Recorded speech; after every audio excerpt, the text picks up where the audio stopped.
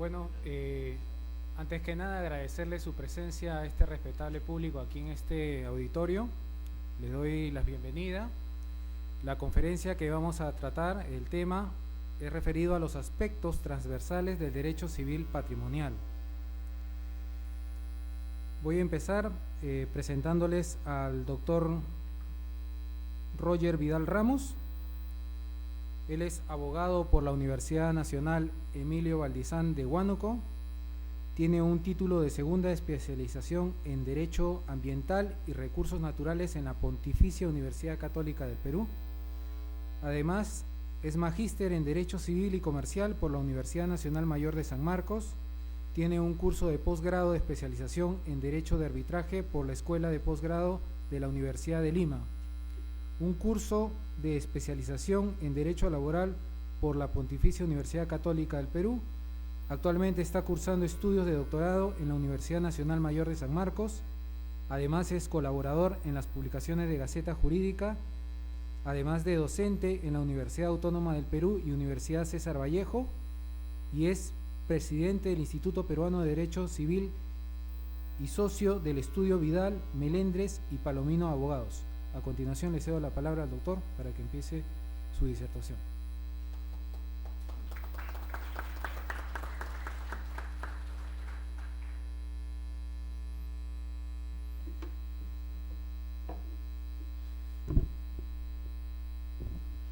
Buenas noches. Saludar al doctor Emilio Valareso, gran amigo mío, docente de esta ilustre Facultad de Derecho, al doctor José Perón Barrantes, con quien compartimos cátedra, gran amigo, y al doctor Campos, que nos acompaña en la mesa de honor. Bien, el tema que vamos a abordar el día de hoy se titula El mercader de Venecia y la cláusula penal, para lo cual vamos un poco a recordar algunas nociones importantes de la teoría general del contrato. Recordamos que el contrato representa una institución fundamental para el derecho civil. Toda persona por algún momento en su vida va a celebrar un contrato de compra-venta, un contrato de arrendamiento o cualquier tipo de contrato. Hay principios medulares fundamentales del contrato. El primero de ellos, que viene a ser este principio de autonomía privada, este principio que es fundamental, comprendido como esta potestad que brinda el Estado para que los privados puedan autorregular sus intereses. El principio de pacta sunt servanda, la fuerza obligatoria del contrato, que obliga a que acreedor, deudor, compradores y vendedores puedan respetar todas las cláusulas del contrato y la esencia del contrato. El principio de la buena fe contractual, comprendida como este deber de brindar una información correcta en la búsqueda que el contrato se llegue a culminar este deber de veracidad. El principio de buena fe pues tiene que ser comprendido en la forma más amplia, ¿no? Este deber de información, colaboración mutua que se tienen que dar las partes contratantes. Es así que bajo estos principios todo contrato lo refiere nuestro Código Civil, se deben de negociar, celebrar y ejecutar en base al principio de la buena fe. Y entramos al tema de fondo. Muchos de repente en los años que atravesaron el colegio, de repente en la universidad, pudieron dar lectura de esta obra muy conocida, El mercader de Venecia, de William Shakespeare, pero de pronto pudieron ver la película, que también es un resumen muy interesante, con Al Pacino, gran actor. La parte más importante de la obra de Mercader de Venecia, de que por sí tiene una obra de carácter jurídico, un contenido muy importante, sobre todo para el derecho civil, les voy a relatar dos pasajes muy importantes. El primero de ellos viene a ser esta conversación que sostiene un mercader, Shylock, un judío, que era conocido como un prestamista, y de por sí pues toda la sociedad inglesa tenía repudio a esta clase, ¿no? Que acaparaban mucho dinero, que no eran cristianos, pero que únicamente se les buscaba para un tema económico. Es ahí donde dos mercaderes venecianos jóvenes, Antonio y Basanio, llegan ante Shylock a pedir que les presten una suma de dinero. Los primeros argumentos que Shylock expone van a un tema ético y moral, ¿no? ¿Cómo es que tú pides que te preste dinero a un judío cuando tú hace pocos días me escupías o me insultabas? Es así que en todos estos argumentos Basanio y el mismo Antonio veían perdida esta oportunidad para que el judío les pueda hacer este préstamo de dinero. Y he aquí un tema interesante donde lo relatan en la obra, donde le dice qué garantías tú me puedes dar para el fiel cumplimiento de la devolución de esta suma de dinero. Y de pronto los mercaderes le dicen que tenemos barcos que van a ir a diferentes partes del mundo, y lo que le dice Shylock es: sí, pero los barcos son de madera, se pueden hundir, ¿no? Empieza a dar argumentos respecto a que el patrimonio que tenían esos dos mercaderes no les generaba confianza, garantía para que se le pueda hacer la entrega del monto de dinero que se iba a prestar. Es así que pactan un acuerdo que se le presta una cantidad de suma de dinero, y en forma adicional Shylock pide una garantía que viene a ser una penalidad, ¿no? Y el fondo de la penalidad era que pues si es que no se cumpliera con la devolución del dinero en el momento pactado, el judío podía hacer el cobro de la penalidad, que consistía en 100 gramos de la carne del cuerpo del deudor. Hoy a la fecha eso sería nulo, acto jurídico nulo por la nulidad virtual, porque estaría yendo en contra del orden público, las buenas costumbres, ¿no? Y si lo interpretamos de otra forma, como lo vamos a ver más adelante, se podría dar muchos supuestos. En tal sentido, indiquemos que la cláusula penal o las penalidades van a ser estipulaciones que se encuentran en un contrato, que van a estar dentro de la negociación o pueden ser pactadas en forma posterior. Es importante tener en cuenta que la parte más importante de las penalidades van a ser en la etapa de las negociaciones, porque estas penalidades tienen que cumplir ciertos requisitos, como todo acto jurídico: la licitud de la penalidad, la pena a la cual se le está obligando al deudor que pueda cumplir, realizar pues cierta actitud o dar una suma de dinero, tiene que estar dentro del ámbito de lo licitud, de lo posible. Segundo, que exista capacidad del acreedor que se está comprometiendo a cumplir esta penalidad, y que el objeto de la penalidad sea física y jurídicamente posible. Es importante esta primera etapa porque en la práctica sucede que en muchas ocasiones las penalidades son impuestas en forma unilateral por el acreedor. Perfecto, todo el derecho de obligaciones gira, aunque existe un dominio, una posición fuerte por parte del acreedor que va a buscar tener las mayores garantías para que este deudor cumpla la prestación debida, pero sin embargo es importante fijar que las penalidades tienen que ser negociadas acorde al principio de equilibrio jurídico y económico. ¿Por qué un principio de equilibrio económico? Si nos vamos a permitir que la penalidad, pues dentro de las diversas funciones que tiene la cláusula penal en nuestro Código Civil, puede ser la primera que busque una indemnización adelantada, porque viene a ser un pacto anticipado que hace acreedor y deudor en el supuesto de un incumplimiento parcial, tardío, defectuoso, imputable al deudor. Antes de que se llegue a un juez, ellos calcularon, fijaron cuál podía ser un monto justo, razonable como penalidad. Pero mi pregunta es, al momento que yo contrato con una empresa, ¿yo podría determinar si esta empresa tiene el patrimonio suficiente para que pueda pagar esta penalidad? Me parece que sí. Le voy a comentar dos ejemplos que los tengo en la práctica legal. El primero de ellos es un boxeador muy conocido, con el cual vengo trabajando hace más de 2 años, peleó hace un par de semanas. Y sucede que a este boxeador, una empresa muy conocida prendas, de jeans y diversas ropas, le dicen, mira, vamos a contratar contigo, lo que queremos es que tú nos seas un espacio en tu short, ¿no? Y que puedas mencionar a esta empresa en cada presentación que sea en un canal, etcétera, ¿no? Firman un contrato. Bueno, el contrato, dentro de las cláusulas intuito personal, donde se le obligaba a él por su el lugar que tiene como deportista, se le exigía que todas estas condiciones lo cumpla solamente él, pero sin embargo tenía una penalidad. Le imponían 100 UITs como penalidad si él no salía a una presentación con el logo de esta empresa.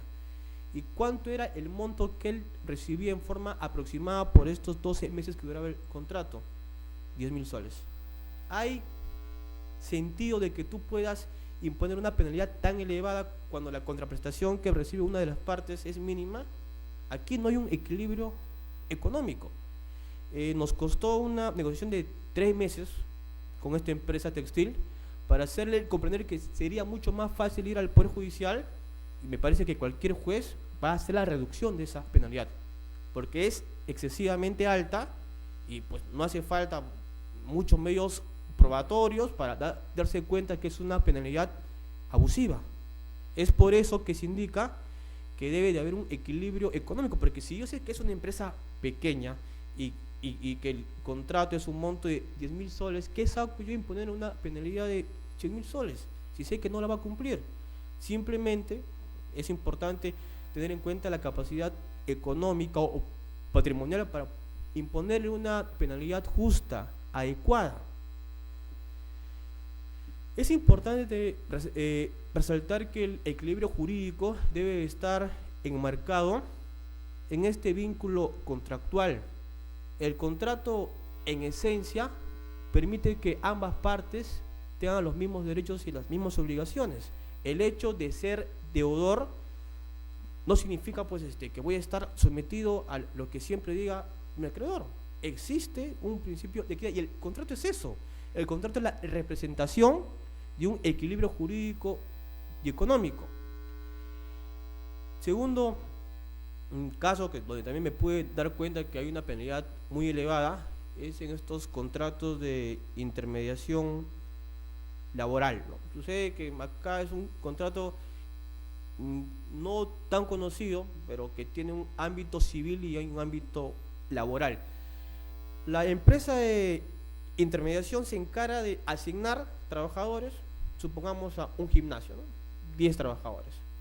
Entre la empresa de intermediación y el gimnasio hay un contrato de intermediación laboral que es un contrato civil, y hay un contrato laboral entre la empresa de intermediación con los trabajadores, ¿no? Lo que hacen es asignar, provisionar trabajadores, donde la relación laboral es entre la empresa de intermediación y los trabajadores, y entre el gimnasio y la empresa de intermediación hay un vínculo civil.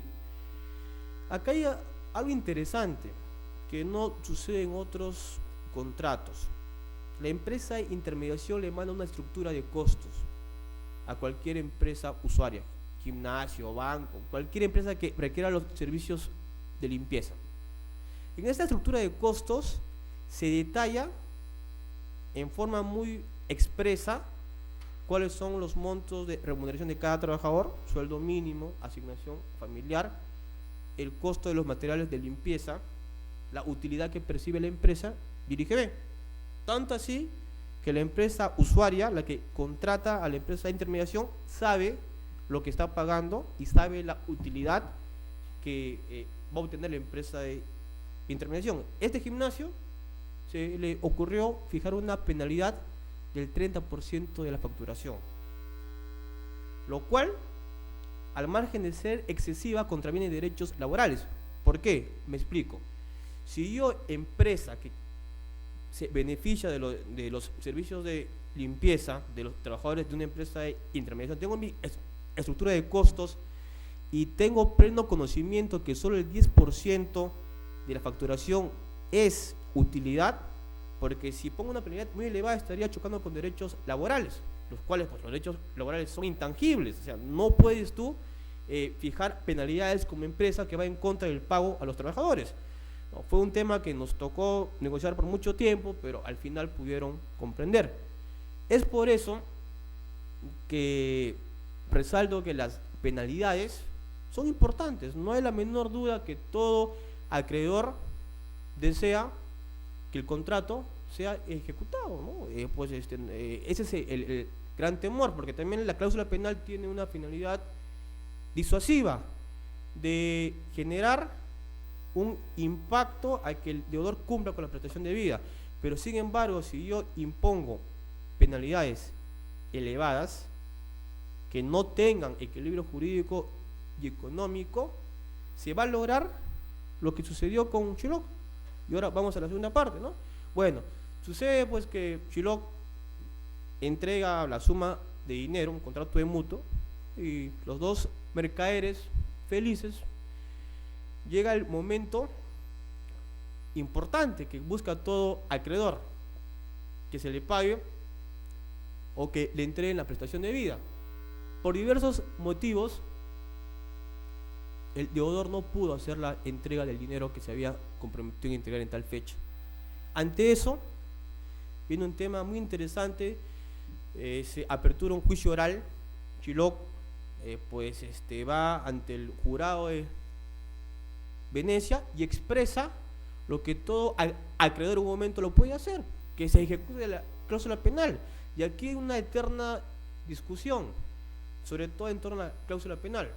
La autonomía privada, lo pactado por las partes, versus una posibilidad que un tercero ajeno al contrato reduzca la cláusula penal a su libre criterio, el juez. Es un tema que se discute porque para muchos profesores y sobre todo para los seguidores del famoso análisis económico del derecho consideran pues, de que no se debería intervenir en el contrato. Entonces, es un tema bastante debatible, pero sin embargo el Código Civil lo permite, ¿no? Se da la potestad que un juez pueda reducir esta penalidad. Sucede que en esta parte de la obra y en la misma película van a haber debates encarnizados, ¿no? Al margen del tema del cristianismo y del judaísmo, es que se está enfrentando el mismo Estado contra las leyes. Entonces, de pronto se cuestiona el sistema jurídico, ¿no? Si yo he pactado este contrato y tengo esta penalidad, yo exijo que se cumpla la ley. Y el mismo Chiloc, el mismo judío, hace tambalear a estos magistrados. En forma muy astuta, Porcia se disfraza de un joven juez y da una interpretación distinta a la norma, ¿no? Le dicen, perfecto Chiloc, vas a poder tener la penalidad que tú quieras, ¿no?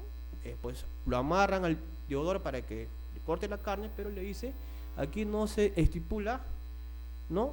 Que vas a hacer el cobro de la penalidad con ninguna gota de sangre y únicamente tendrías que sacar 100 gramos de carne, ni más ni menos. O sea, en realidad te lleva a un escenario que hace que el mismo acreedor ya no quiera cumplir con la ejecución de la penalidad y al final Chiloc queda sin soga ni cabra, porque bajo una interpretación de la ley se dice que aquel que va a atentar contra la vida de un veneciano está penado y se le condena a que se le quite el 50% de sus propiedades y que se vuelva al cristianismo. Y una interpretación, en cualquier momento podría pasar eso. El acreedor, por no negociar e imponer una penalidad justa, adecuada y equilibrada, podría volverse un Chiloc, porque si vas a un juez y de pronto tu penalidad fue muy elevada, puede ser también que el juez te baje la penalidad a un monto que tú tampoco lo consideres justa. En realidad, del mercader de Venecia se puede sacar muchas conclusiones, pero en la última parte se puede ver que también hay un claro abuso del acreedor, porque si yo hice un préstamo de dinero, pacté una cláusula penal, o sea, lo mínimo que yo deseo es que se cumpla la cláusula penal, pero sin embargo la interpretación que le da la corte, los magistrados, es muy distinta, ¿no? Es importante tener en cuenta esto porque casi la mayoría de contratos hay penalidades.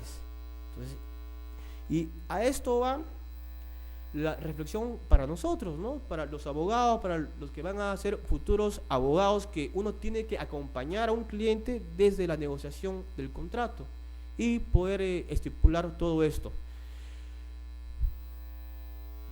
En tal sentido, resumiendo, es importante tener en cuenta que la cláusula penal o las penalidades tienen que ser negociadas. Por más empresa acreedora o fuerte dentro de la contratación, que pueda ser una empresa poderosa, que tenga un gran respaldo en el mercado, es importante ser consciente de la penalidad que se está aceptando, de su posibilidad física, jurídica, de la licitud de esta penalidad y de la posibilidad económica de que se pueda cumplir, tanto para el acreedor como para el deudor, porque ¿qué sería lo más triste para un acreedor? Pactar una penalidad que no te la cumple y encima te piden la reducción frente a un juez. Puede pasar, puede pasar. Segundo, que el deudor también acepte penalidades que va a poder cumplir, ¿no? Y en esto resaltando la importancia, ¿no? La teoría del acto jurídico nos indica pues de ciertos requisitos que hacen posible que este acto jurídico pueda marchar en forma correcta.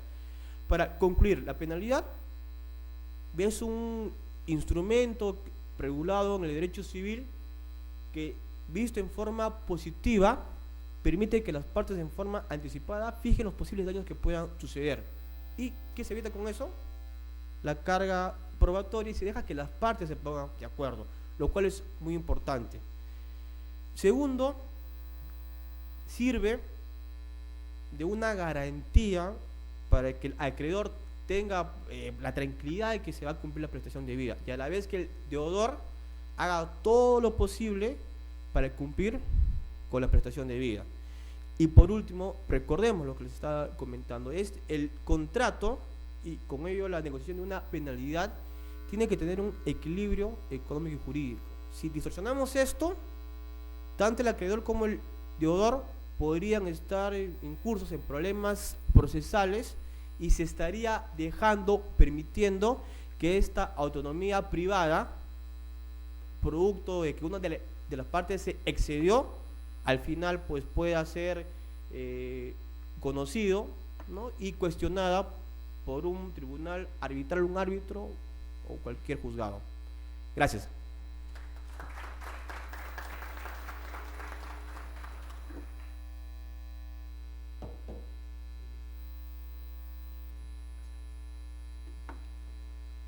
Continuando con la conferencia, a continuación les presento al doctor José Antonio Veragún Barrantes, quien es juez supernumerario del 10º Juzgado de Paz Letrado de la Corte Superior de Justicia de Lima, es abogado por la Universidad de Huánuco y bachiller en Ciencias Económicas por la Universidad Inca Garcilaso de la Vega. Posee estudios de maestría en Derecho Civil y Comercial en la Universidad Nacional Federico Villarreal y en la Universidad de Huánuco. Asimismo, es candidato a doctor en Derecho por la Universidad de San Martín de Porres, docente universitario e investigador de la Universidad Autónoma del Perú y es miembro del Instituto Peruano de Derecho Civil. Queda en el uso de la palabra.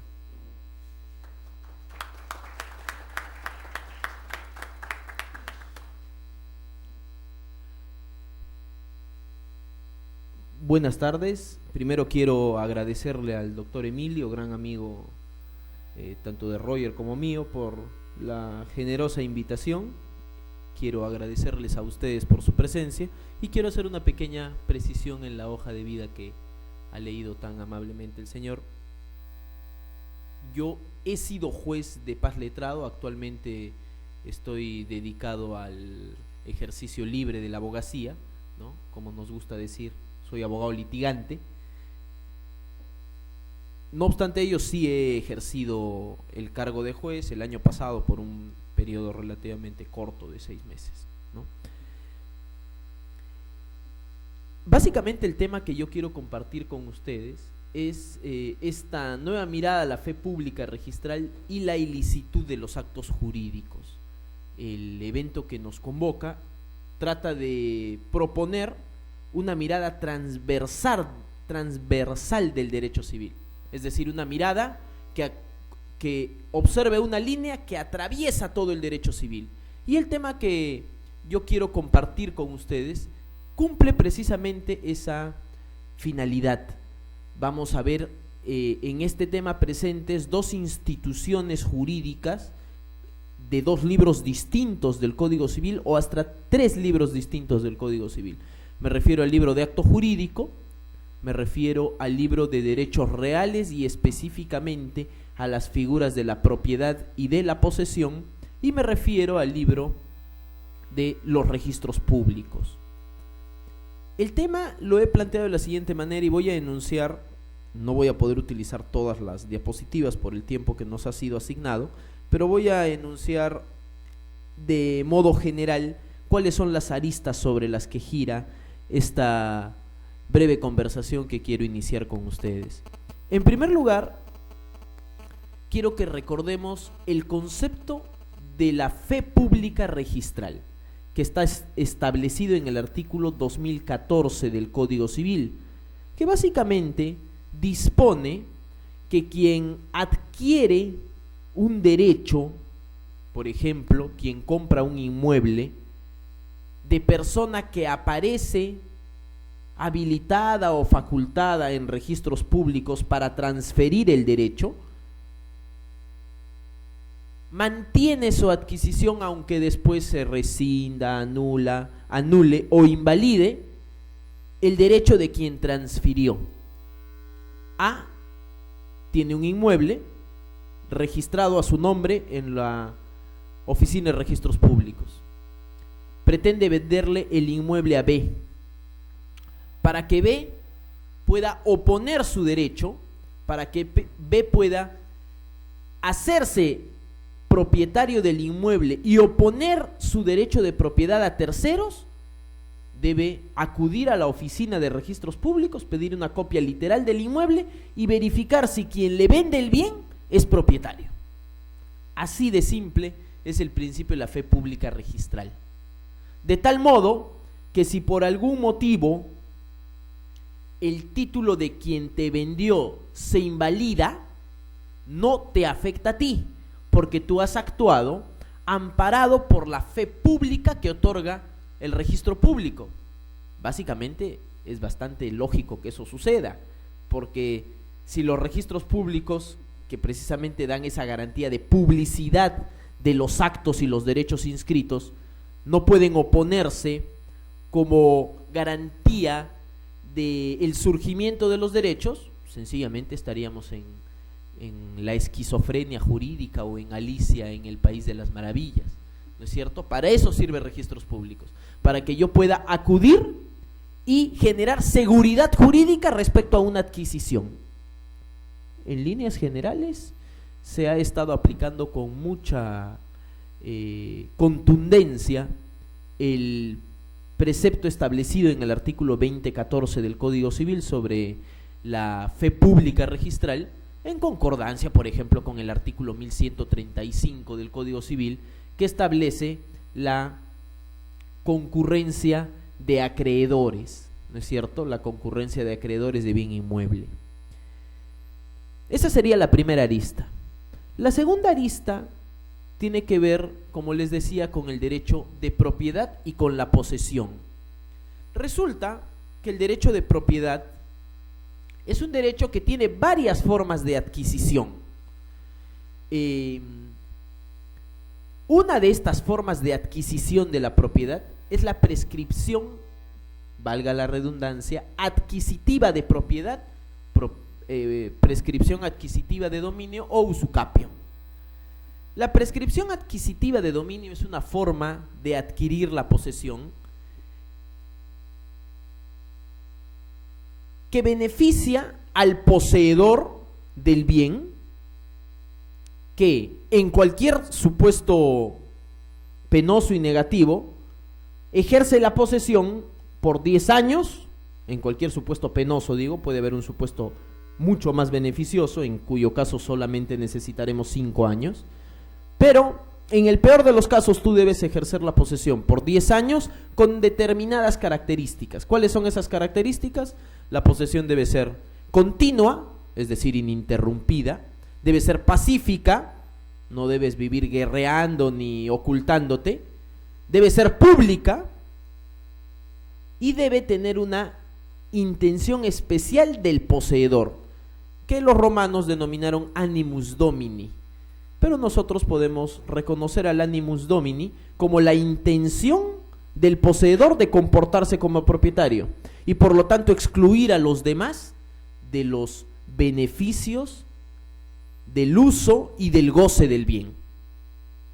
Entonces, tenemos esta segunda figura que es la posesión en vías de usucapión, la posesión continua, pacífica, pública, con animus domini, en el peor de los casos por 10 años. ¿Por qué digo en el peor de los casos? Porque se hace la diferencia entre la posesión con justo título y buena fe, en donde solo se le exige al poseedor para adquirir por prescripción 5 años de posesión, que es también llamada la posesión ordinaria o corta, en tanto que la prescripción ordinaria o corta, en tanto que la prescripción extraordinaria o larga se da en cualquier supuesto, aun cuando no exista ni justo título ni buena fe. ¿Un usurpador puede adquirir por prescripción? Por supuesto, si al 10º año se verifica que su posesión es continua, pacífica, pública y con animus domini. ¿Dónde vamos a ver aquí enfrentado el derecho y dónde vamos a ver el análisis transversal del derecho civil patrimonial? Resulta, ¿se acuerdan de A y B, no es cierto? A le vende a B un bien y B, para generar seguridad jurídica, ¿qué hace? Básicamente acude a los registros públicos, pide una copia literal y verifica que A es su vendedor, ¿no? Lo vamos a poner para entenderlo con mayor facilidad con nuestros colegas que nos van a prestar sus nombres para el ejemplo, ¿no? El doctor Vidal quiere vender su propiedad. Él tiene el derecho de propiedad inscrito en los registros públicos, entonces le ofrece en venta el bien al doctor Emilio Valareso. El doctor Emilio Valareso acude a registros públicos, pide su copia literal y verifica que quien es propietario en registros públicos es el doctor Vidal. Por lo tanto, acuden a la notaría, firman la minuta, se hace el bloqueo y al tiempo están firmando la escritura pública de compra-venta, luego de lo cual se emite el parte notarial y el doctor Emilio Valareso es el nuevo propietario del inmueble. Hasta ahí la primera figura está completa, la figura de la fe pública registral. Nos falta introducir en el análisis, en el caso, la segunda figura.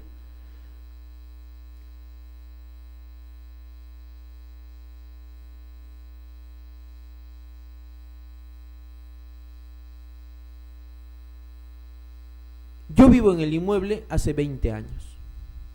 En el inmueble que ha vendido el doctor Vidal, que tiene inscrito a su nombre, vivo yo hace 20 años. No pago renta, pago los arbitrios, pago el autoavalúo, pago la luz, pago el agua, he hecho un segundo piso, las partidas de nacimiento, mi DNI, todos los documentos que yo tengo indican que mi domicilio es el inmueble vendido por el doctor Vidal al doctor Valareso. Es más, a mí me ha sorprendido, tengo un caso donde una persona me dice que ha adquirido por prescripción, ¿no? Yo le digo, bueno, si tiene los documentos podemos llevar adelante el caso, y me trae documentos, una constatación policial de un día 1 de enero del año 90. El 1 de enero del año 90 este señor se va a la policía, le dice al comisario que le va a invitar esto, según lo que él me cuenta, ¿no? Le va a invitar un almuerzo de Año Nuevo, se toman sus cervecitas y el comisario termina haciendo la constatación policial. 90 yo tenía, me parece, 7 años. El año 2013 me trae su caso y me trae documentos que son oro en polvo para un abogado. Porque el expediente, aunque no lo crean, habla solo. Quien afirma un hecho tiene que probarlo. Si yo digo que el señor es propietario porque ha adquirido el bien por prescripción, tengo que probar que él ha ejercido la posesión de forma continua, pacífica, pública y como propietario. Este es un caso paradigmático, ¿no? El señor desde el primer año ya era poseedor en vías de prescribir.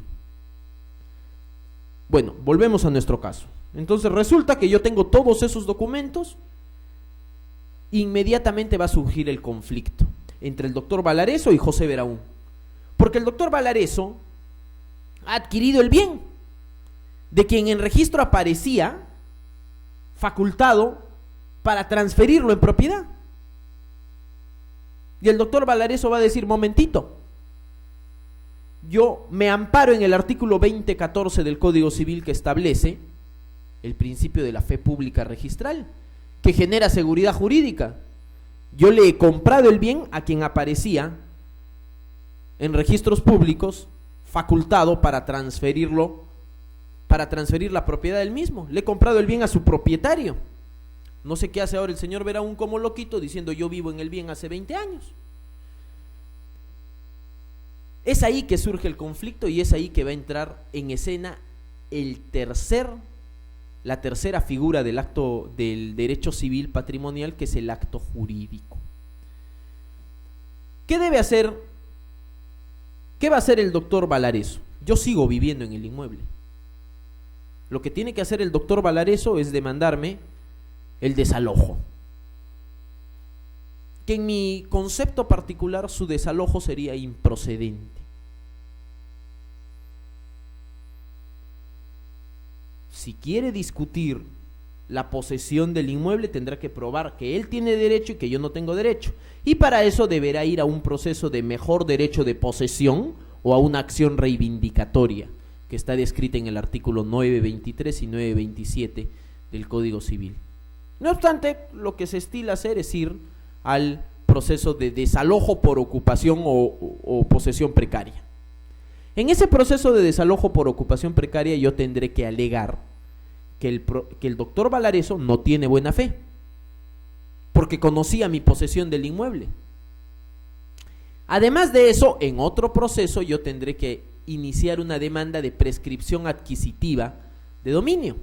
Y entraremos a una discusión que lamentablemente no ha sido todavía abordada por la Corte Suprema y debería ser objeto de un pleno casatorio, sobre la naturaleza jurídica de la sentencia que declara al demandante propietario por prescripción. Es decir, yo soy propietario del bien que estoy ocupando hace 20 años. Desde que el juez me da la sentencia, desde que el juez declara fundada mi demanda, o soy propietario cuando en el 10º año de posesión continua, pacífica, pública y como propietario, o soy propietario al cumplir el 10º año de posesión continua, pacífica, pública y como propietario. ¿En qué momento soy propietario? No soy propietario con la sentencia. Es más, el Código Civil, y ustedes lo pueden revisar, establece que es opcional para el poseedor demandar o no la prescripción. La sentencia tiene efecto meramente declarativo. O sea, si no hay sentencia no soy propietario, así no es. Lo que privilegia la posesión es una circunstancia de facto. Por lo tanto, la circunstancia de facto es la posesión, el contacto físico con las características que establece la norma sobre el bien. Posesión continua, pacífica, pública, como propietario o con animus domini, por el tiempo que establece la norma. Entonces, yo primero voy a demandar la prescripción para que el juez me declare propietario, no me reconozca ni constituya mi derecho de propiedad, que ya está constituido a partir del cumplimiento de los requisitos por el tiempo que establece la norma.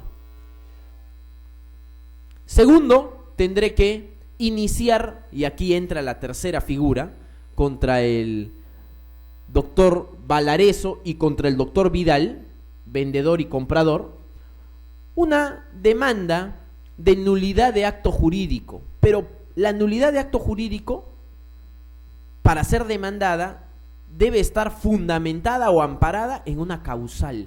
¿Cuál es la causal de nulidad que ha establecido la Corte Suprema para un caso como este? Es la causal de fin lícito, o contrariamente, o contrario sensu, la causal de fin ilícito. Yo voy a alegar que el acto jurídico celebrado, la compra-venta celebrada entre el doctor Vidal y el doctor Valareso, no tiene fin lícito, o por el contrario tiene fin ilícito. ¿Y en qué ampararé esta alegación en mi pretensión nulificante.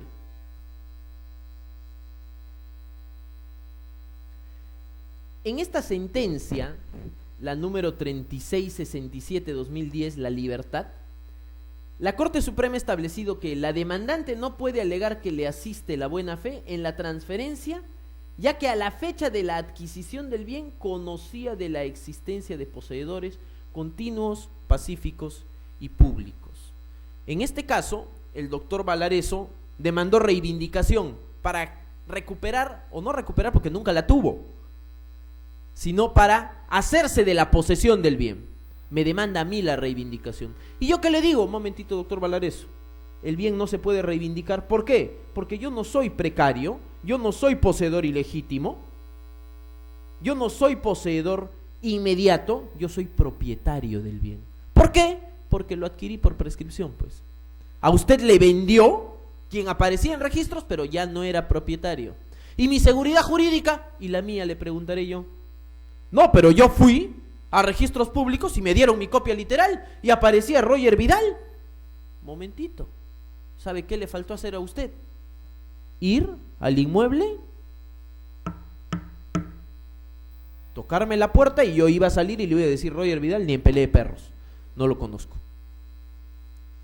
Usted, yo soy propietario del bien. ¿Su título de propiedad? ¿Para qué le voy a enseñar? ¿Quién es usted?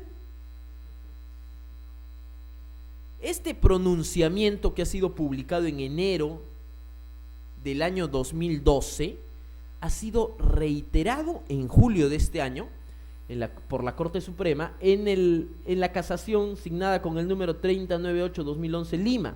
Dice: los compradores conocen la inexactitud del registro, o cuando menos están en condición razonable de no desconocerlo, pues con un mínimo de diligencia se puede constatar que el bien estaba siendo poseído por terceros con título de propietarios, por lo que se desvirtúa la buena fe de los adquirientes. Esto, en realidad, es un precedente sumamente importante, porque establece una nueva mirada del principio de la fe pública registral. Ya no basta con ir a registros públicos y sacar la copia literal y ver que quien te vende es el propietario. La Corte Suprema ha establecido que la buena fe registral se mantiene en tanto el comprador o el adquiriente desconozca que existen terceros poseedores del bien en vías, ya no en vías, sino que lo han adquirido por prescripción adquisitiva. Esto es, como les digo, sumamente importante, y la mínima diligencia es ir y tocar la puerta.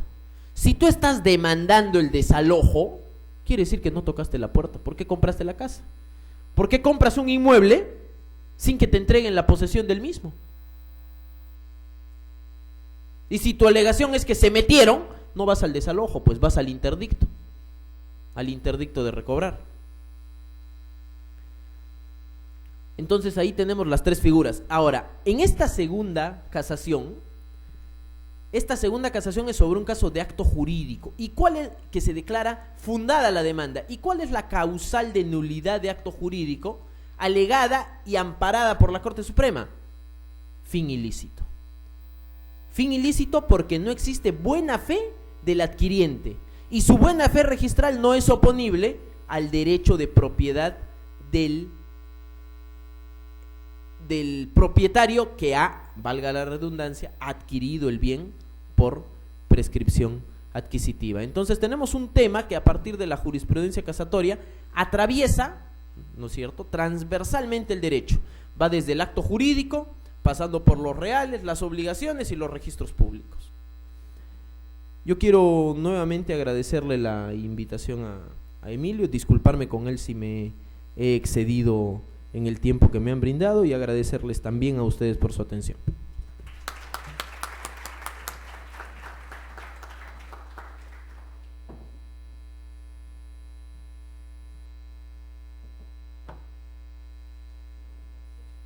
Ahora les presentaré al doctor Héctor Campos García, quien es abogado por la Pontificia Universidad Católica del Perú Es egresado de la maestría con mención en Derecho Civil y Comercial por la Universidad Nacional Mayor de San Marcos, profesor de acto jurídico y adjunto de docencia de los cursos de obligaciones y responsabilidad civil en la Pontificia Universidad Católica del Perú, asistente de docencia del curso de razonamiento e investigación jurídica en la Universidad Peruana de Ciencias Aplicadas. Tiene un diploma a nivel de posgrado en responsabilidad civil por la Universidad Nacional Mayor de San Marcos y en aspectos legales de construcción por la UPC.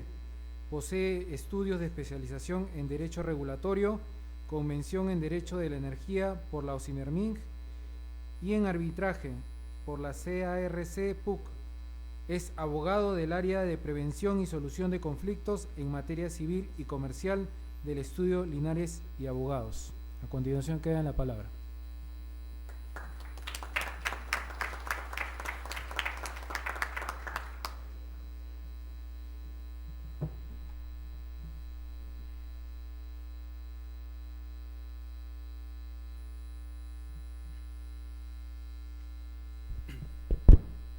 Buenas noches.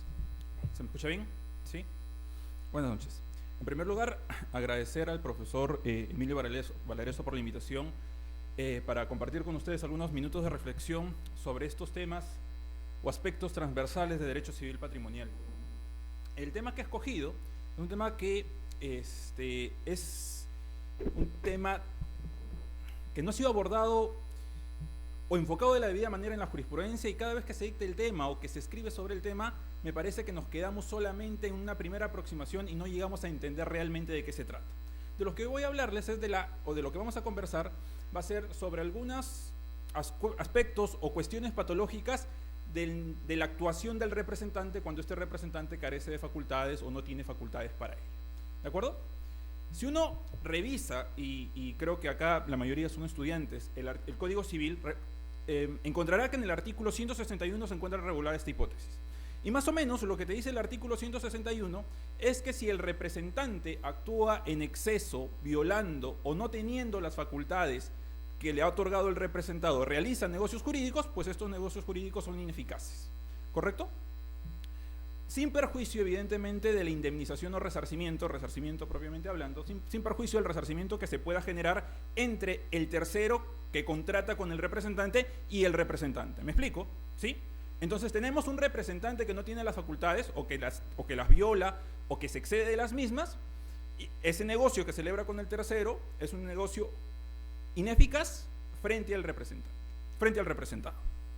Pues bien, la pregunta aquí es: ¿cuáles son las consecuencias de este acto? Básicamente vamos a identificar dos consecuencias. Un problema a nivel de ineficacia, o sea, el acto que celebra el representante con el tercero, y un problema de resarcimiento, un problema de tutela resarcitoria. Estos serán, pues, los dos aspectos que voy a exponer a continuación: el régimen de la ineficacia y el régimen del resarcimiento. Cuando uno revisa lo que se ha escrito sobre el tema en cuanto a lo que ineficacia se refiere, podrá darse cuenta que los esfuerzos de la doctrina que ha tratado del tema ha sido sobre todo enfocada a distinguir o a afirmar que el negocio que celebra el representante con el tercero es un negocio ineficaz frente al representado y válido y eficaz entre el tercero y el representante. Y se ha abocado en afirmar que lo que no es un negocio anulable. ¿Sí? ¿Y esto por qué? ¿Por qué la doctrina se ha empeñado en justificar que el negocio que celebra el representante con el tercero no es un negocio anulable? Porque un sector de nuestra jurisprudencia, de reiterada jurisprudencia, se inclinaba por sostener que este negocio era pues un negocio anulable. O sea, que el negocio que celebraba el representante con el tercero era un negocio que tenía una causal de anulabilidad y que por lo tanto lo que debía pedirse era finalmente la nulidad por estar afecto a una causal de anulabilidad. Ahora, se entiende que la reacción de la doctrina haya sido así porque la naturaleza de ese acto que celebra el representante o este falsus procurators que no tiene facultades es ciertamente un negocio válido y eficaz frente al tercero e ineficaz frente al representado. Lo que no se justifica, creo yo, es que no se haya entrado a explicar qué cosa significa este juego de palabras. O sea, ¿qué significa que sea ineficaz frente al representado? ¿Qué significa que sea válido y eficaz entre el representante y el tercero? ¿Correcto? O sea, está bien esa primera aproximación que me permite corregir algo que se puede catalogar como un error, considerar ese negocio anulable. Pero lo que también está mal es quedarse solamente en esa primera aproximación y no tratar de entender qué cosa hay detrás. Fíjense, imaginemos que tenemos al representado que le da al representante un poder de venta, ¿de acuerdo? Un poder de venta. El representado le da al representante un poder de venta frente a un tercero. Si esto fuese así y el representado, cambiemos el ejemplo, supongamos que no hay ningún poder, ¿ya? Para hacerlo un poco más gráfico, supongamos que no hay ningún poder y el representado va y celebra el contrato de venta en nombre del el representante va y celebra el contrato de venta en nombre del representado, ¿correcto? El contrato de venta que se celebra entre el representante y el tercero, ¿qué prestaciones tendría? Claramente, en cabeza del representado tendría un deber en nombre del representante, tenía un deber en nombre del representado de entregar la casa, ¿correcto? Por parte del tercero, en tanto comprador, tendría el deber de pagar el precio, ¿sí? Cuando se afirma que este negocio entre el representante y el tercero es ineficaz frente al representado, queda claro que los efectos derivados de este contrato no afectan la esfera jurídica del tercero. Eso significa que sea ineficaz frente al representado, ¿correcto? O sea, no es que el representante tenga el deber de entregar la casa, no es que el tercero tenga el deber de pagar el precio a favor del representado, porque aún el representado no entra en juego. El representado no forma parte de esa relación porque los efectos no recaen sobre él, ¿correcto? Pero esto quiere decir, y lo planteo en forma de cuestionamiento, que los efectos de esa compraventa, que si bien es cierto no recaen en el representado, van a recaer en el representante, o sea, que ahora es el representante el que asume el deber de entregar el bien y es el tercero el que asume el deber de pagar el precio respecto del representante. ¿Por qué formulo esta pregunta? Porque a continuación seguida, o a continuación de afirmar que el negocio es ineficaz frente al representado, se dice el negocio es válido y eficaz frente al representante, entre el representante y el tercero. La pregunta es, ¿por qué es válido y por qué es eficaz? ¿Se refiere esta eficacia a la transferencia de propiedad entre el representante y el tercero? Evidentemente no. Pero entonces, si esto no es así, ¿de qué sirve decir que sea válido y eficaz? O sea, ¿cuál es el grado de vinculación que se está generando entre el representante y el tercero? Quizás, para poder explicar esto correctamente, podríamos hacer esta distinción entre efectos preliminares y efectos finales que plantea, por ejemplo, Scognamiglio. Y es que, claro, cuando tú celebras el contrato entre el representante y el tercero, ese contrato no produce los efectos finales, los efectos típicos del negocio. Me explico, no se produce el deber de pagar el precio, no se produce el deber de entregar el bien.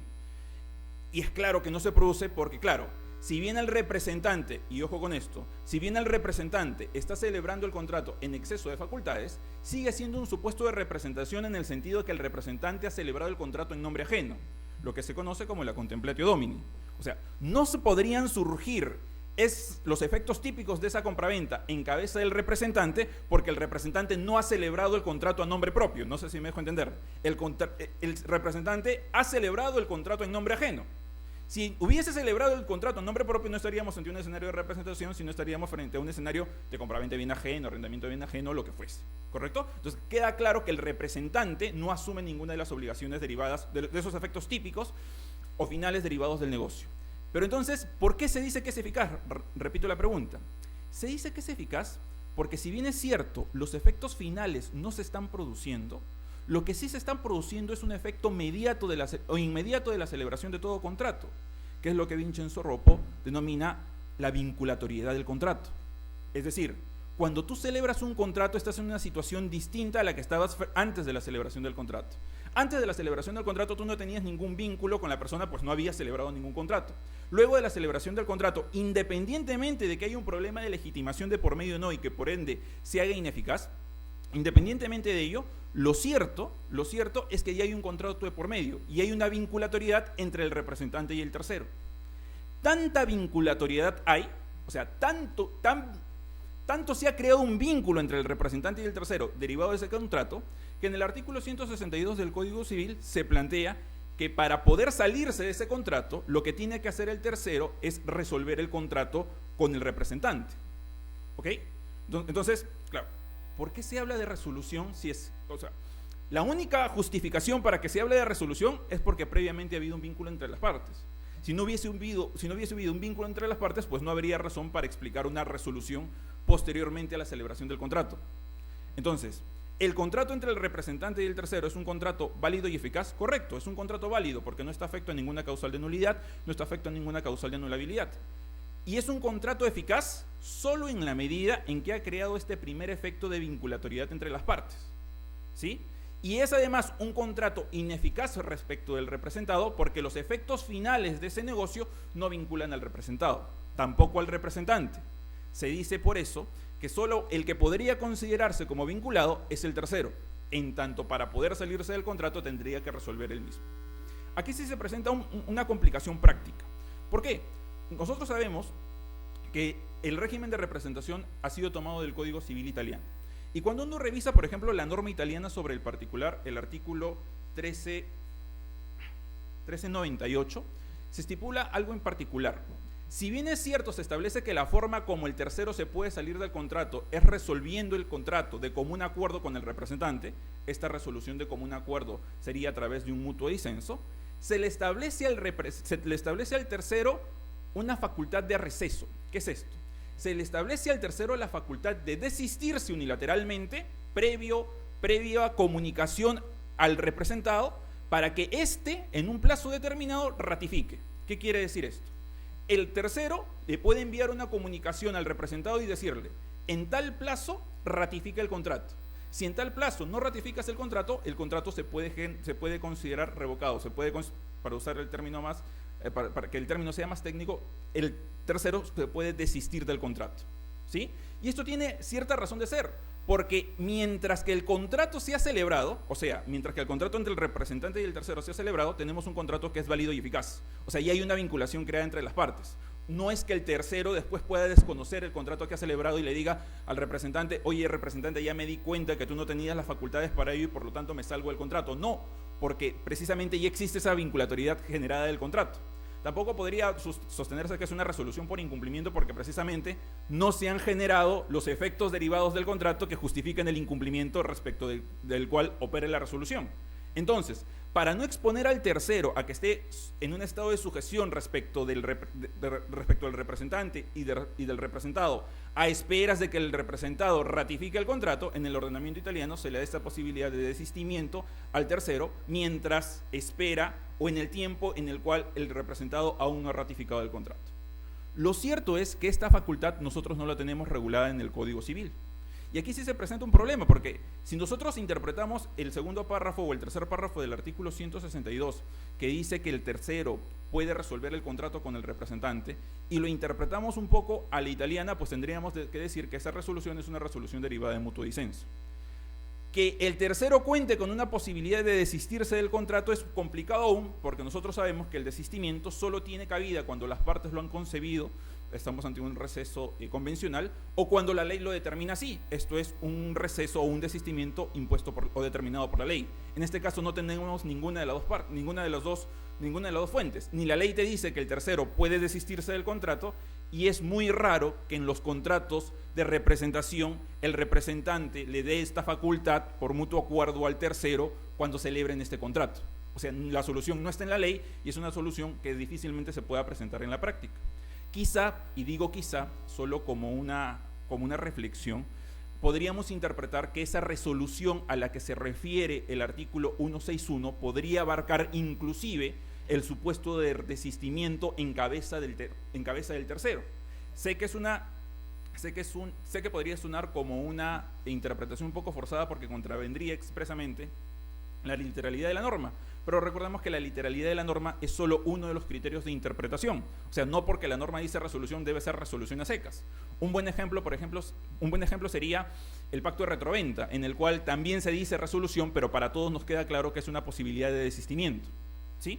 Entonces, creo que este primer aspecto que he mencionado es un aspecto que se debe tomar en cuenta. Es decir, en realidad, cuando se dice que el contrato entre el representante y el tercero, excediéndose de las facultades, violándolas o no teniendo las facultades, es un contrato válido y eficaz, es válido porque no tiene ninguna causal de nulidad ni de anulabilidad, ¿correcto? Y es eficaz porque se ha generado un primer vínculo entre ellos, una sujeción entre ambas esferas jurídicas. Y se dice que es ineficaz respecto al representado porque los efectos finales de ese contrato aún no operan respecto de la esfera jurídica del representado, ¿correcto? Esta situación de ineficacia creo yo, se explica, y no tengo mayor reparo en que se explique de forma directa a los supuestos de exceso de facultades y a los supuestos de ausencia de facultades. Sin embargo, tengo mis reparos, y en principio son esos reparos, respecto a que las mismas consecuencias se aplican a la violación de facultades, siempre que tengamos en cuenta qué vamos a entender por violación. Nuestra doctrina generalmente ha entendido que la violación de facultades se genera cuando estás frente a un supuesto de abuso de poder. Esto es, cuando el representante que tiene que ejercer el poder en nombre y en interés del representado, lo termina celebrando no en interés del representado, sino en interés propio o en interés de un tercero. ¿Correcto? ¿Por qué tengo mis cuestionamientos de que la misma sanción de ineficacia se aplique a este supuesto? El problema es que en este escenario ciertamente no se presentaría el mismo justificativo de los otros dos escenarios. Es decir, ¿por qué es ineficaz el contrato celebrado entre el tercero y entre el representante y el tercero frente al representado? La respuesta es porque el representante, cuando se excede de facultades o porque no las tiene, no actúa con la legitimación suficiente. Nosotros sabemos que la legitimación es un requisito de eficacia, no es un requisito de validez. Porque falta de legitimación, el contrato no es nulo, el contrato no es anulable, el contrato es válido pero ineficaz. Porque esta aptitud de generar o de recibir efectos jurídicos, pues no la tiene el representante. La pregunta es, ¿esta misma carencia de legitimación que justifica la ineficacia cuando hay exceso o cuando no hay facultades, se presenta también en el abuso? O sea, si nosotros le decimos al representante, tú tienes un poder de venta y puedes vender el bien a mínimo 5.000, por lanzar cualquier número, y recibe dos ofertas, una de 7.000 y otra de 10.000, y el representante termina optando no por la de 10.000, sino por la de 7.000, ¿ese negocio que celebra el representante tiene que ser necesariamente ineficaz? Porque claro, uno podría pensar, el negocio que está celebrando en este caso el representante no es un negocio que respete o que potencialice los intereses del representado. O sea, si tienes dos ofertas, una de 7.000, una de 10.000, pues más le convendría al representado que opte por la de 10.000, ¿correcto? Pero si se dan cuenta, en ambos casos estás dentro de las facultades dadas por el representado. Entonces la pregunta es, ¿por qué tener que declarar ineficaz ese negocio si el representante en este caso sí tiene la legitimidad para disponer dentro del ámbito dado por el representado? O sea, no sé si esto lo logro explicar claramente. Mientras que el justificativo, cuando no hay poder o cuando hay exceso de poder, es que el representante no tiene legitimación y por eso ese acto es ineficaz frente al representado, ¿por qué en este escenario en el cual, aún estando dentro del poder, pero no respetando el interés del representado, el contrato también tendría que ser ineficaz si ahora el representante sí tiene legitimación? O sea, si el tercero que le pide el poder al representante y le pregunte, oye, ¿por qué me estás... o cuáles son los alcances de tu poder? O lo revisen en registros públicos. ¿Cuáles son los alcances de tu poder? Vender un bien por mínimo de 6.000 y yo te estoy pagando 7.000. ¿Por qué el representante tendría en este caso que sufrir la ineficacia derivada de un acto realizado por el representante cuando el representante tiene las facultades para ello? Solo lo planteo como interrogante, porque en nuestra doctrina es casi pacífico por un sector de la doctrina, considerar que este negocio es un supuesto de ineficacia junto con los otros. Pero es cuestionable que sea ineficacia cuando precisamente aquí sí hay legitimación, cosa que se servía de fundamento para justificar la ineficacia cuando no había legitimación. O sea, es algo que me parece en principio termina siendo contradictorio. Quizá la solución pueda ser que el negocio sí pueda ser considerado válido y eficaz frente al representado, evidentemente sin perjuicio del resarcimiento que el representante le deba al representado por haberle generado una pérdida al momento de la celebración del contrato, por obtener o por celebrar o por escoger una opción que no era tan beneficiosa para los intereses del representado. ¿Correcto? Solo lo dejo planteado como interrogante. Esto en lo que concierne al primer punto, es decir, el régimen de la ineficacia derivado de los actos realizados por el representante. El segundo punto es un punto, o la segunda patología es una patología un poco más complicada, porque sobre esto entre nosotros no se ha escrito mucho. Es decir, ¿cuál es el régimen de responsabilidad que aparece entre el representante que celebró el contrato en exceso de facultades o sin facultades y el tercero? Una primera pregunta sería establecer cuál es el régimen de responsabilidad aplicable. Como sabemos, nosotros por lo menos legislativamente tenemos regulados dos regímenes de responsabilidad. el régimen de inejecución de obligaciones, de responsabilidad contractual, y el régimen extracontractual, ¿correcto? Este supuesto en el cual el representante sale de las facultades o no las tiene y celebra el contrato frente al tercero, ¿en cuál de los dos regímenes estaría? Ciertamente, no sería posible incluirlo frente a un escenario de responsabilidad por inejecución de obligaciones, porque precisamente no han surgido las obligaciones cuyo incumplimiento generarían que este caso entre dentro de este sistema. Por eso es que eso sí es pacífico sostener que este escenario se trataría bajo las reglas del sistema de responsabilidad extracontractual, específicamente frente a las reglas, no frente a las reglas, frente a este sistema que en doctrina se denomina como responsabilidad precontractual, ¿correcto? Porque claro, no es la celebración de un contrato nulo, pero es la celebración de un contrato válido, pero que terminó siendo ineficaz. Es la celebración de un contrato realizado por el tercero con la expectativa de que iba a ser parte de un contrato plenamente vigente, plenamente aplicable, plenamente eficaz, pero al final terminó siendo que no, que el contrato no produce los efectos que el tercero había esperado que se produzca. La segunda pregunta sería, ¿cuál es el criterio de imputación aplicable? En nuestro sistema los criterios de imputación aplicables son básicamente dos: un criterio de imputación subjetivo, basado en la culpa, que está regulado en el artículo 1969, y un criterio objetivo de exposición al peligro, regulado en el artículo 1970. Esto es curioso, ¿no? Porque el representante, que en este caso sería el responsable, ¿por qué criterio de imputación respondería? ¿Respondería por uno subjetivo o por uno subobjetivo? Queda claro que el representante puede estar en dos situaciones: que celebra el contrato sabiendo que no tiene poder, en este caso está actuando con dolo, o celebra el contrato creyendo que tiene poder cuando en realidad no lo tiene. En este caso estaríamos ante un supuesto de negligencia. Hacer esta distinción entre nosotros no nos llevaría a una diferencia de resultados. Me explico por qué. Distinguir entre si la responsabilidad es por dolo o por culpa tiene algún grado de relevancia cuando el sistema de responsabilidad aplicable es el de inejecución de obligaciones. Porque cuando incumples una obligación por dolo, respondes o resarces hasta los daños, no solo los daños previsibles, sino también los daños imprevisibles. Resarces más. Cuando respondes por culpa, solamente resarces los daños previsibles, resarces menos. En cambio, si estamos en la responsabilidad extracontractual y he partido de la premisa que el caso del falsus procurator es un escenario en el cual se rige bajo la regla de la responsabilidad extracontractual, no hay esta diferencia en el quantum indemnizatorio para el agente que genera el daño con culpa o el agente que genera el daño con dolo, ¿correcto? Entonces, el cuestionarnos si el representante sabía o podía saber que estaba actuando sin facultades no tiene una incidencia directa en el quantum indemnizatorio.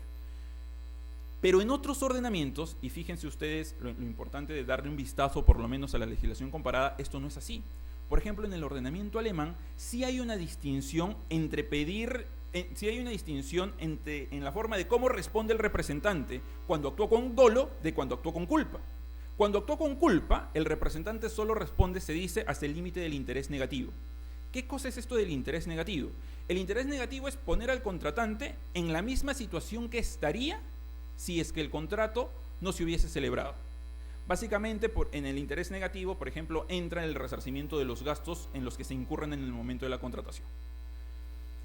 En cambio, o sea, en Alemania, si el representante realizó este acto en exceso de facultades por negligencia, o sea, creyendo que las tenía, pero en realidad no las tenía, solo debe indemnizar hasta el interés negativo, ¿correcto?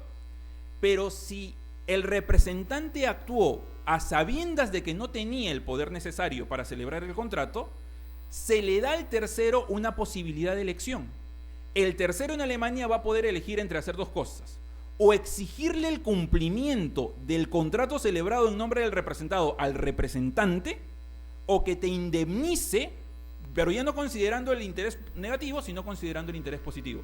Fíjense, esto es algo totalmente ajeno a nuestro régimen. O sea, el tercero le puede exigir al representante que actuó con dolo dos cosas. Alternativamente le puede decir: oye, o ahora tú vas a hacer la nueva parte contractual y a ti te voy a poder exigir la entrega del bien y contigo voy a celebrar el contrato. O sea,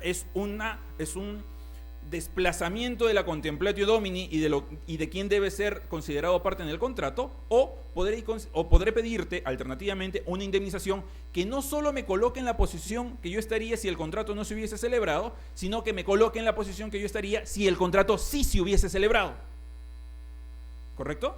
Esa distinción se justifica en el sistema alemán, claramente, porque en el sistema alemán este caso de responsabilidad por falsus procurator no se puede encajar frente a un escenario de responsabilidad extracontractual por el régimen limitado de responsabilidad extracontractual que existe en Alemania, y tiene problemas de encasillarse en los supuestos en el sistema de responsabilidad por inejecución de obligaciones alemán, porque precisamente no estamos frente a una obligación eficazmente contraída.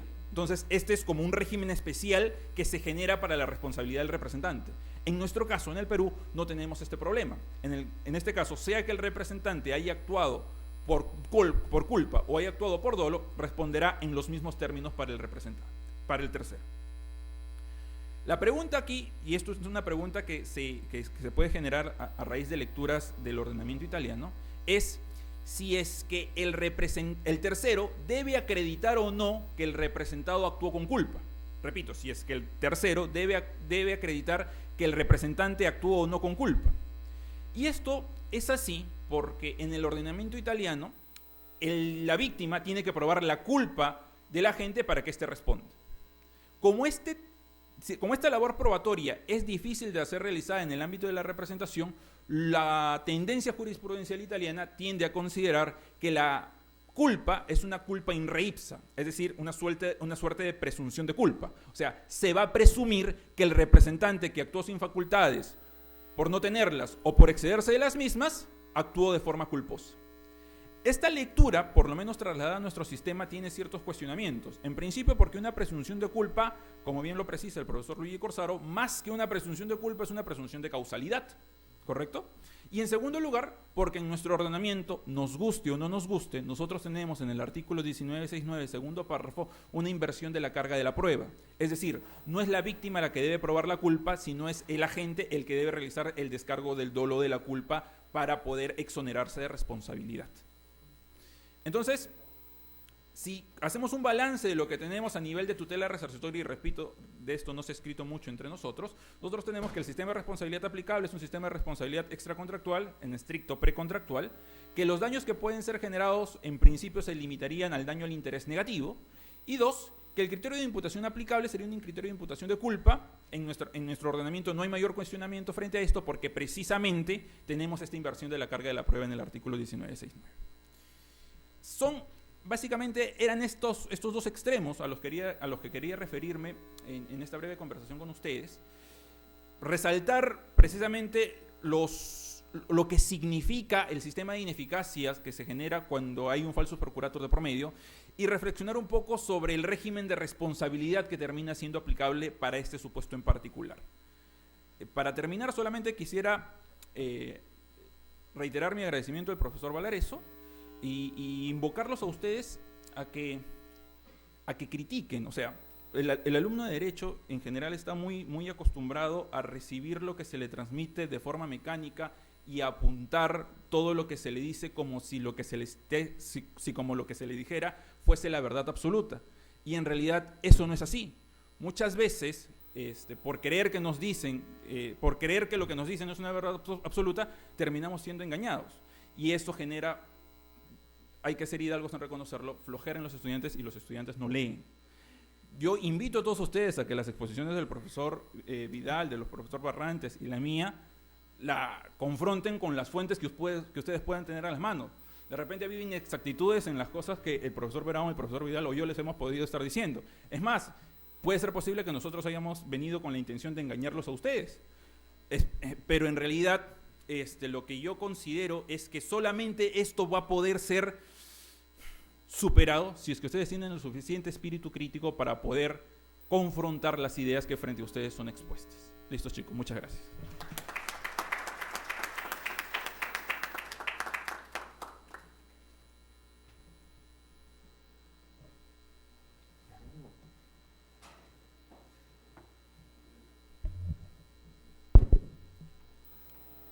Bueno, finalmente les presentaré al doctor Gilberto Mendoza del Maestro, Él es abogado por la Pontificia Universidad Católica del Perú, graduado con la tesis Criterios de imputación en la responsabilidad civil del registrador público.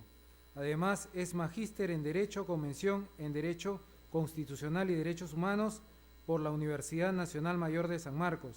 Es profesor de la Facultad de Derecho de la Pontificia Universidad Católica del Perú. Además, también es profesor de postítulo con mención de Derecho Civil de la PUC e investigador privado e investigador invitado en la Maestría de Derecho Civil de la misma Casa de Estudios. También es investigador visitante del Instituto Max Planck, Institut für Ausländische und Internationales Privatrecht, en Hamburg. Es investigador visitante de la Facultad de Derecho de la Universidad de Sao Paulo. Es director de la revista electrónica de Derecho Registral y Notarial El Visir. También es director de la Asociación CADRI Perú. Asimismo, ha escrito diversos artículos en revistas académicas en el ámbito nacional y en el extranjero, como la revista Crítica de Derecho Inmobiliario, siendo actualmente árbitro ad hoc. A continuación queda en el uso de la palabra.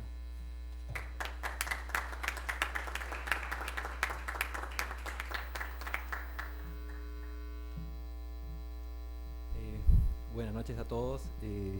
Gracias, Emilio, por la invitación y por la presencia a todos ustedes. Cuando Emilio me hizo la invitación, un poco que entre los temas que fluctuaron, uno era ese tema de los derechos reales, ¿no? Y un poco escuchando las dos exposiciones que anteriormente a la mía los doctores expusieron, de alguna manera me quedé pensando en justamente qué es lo que hay ahora en los derechos reales, qué es lo que hubo hace 100 años, hace 200 años en el ámbito de los derechos reales.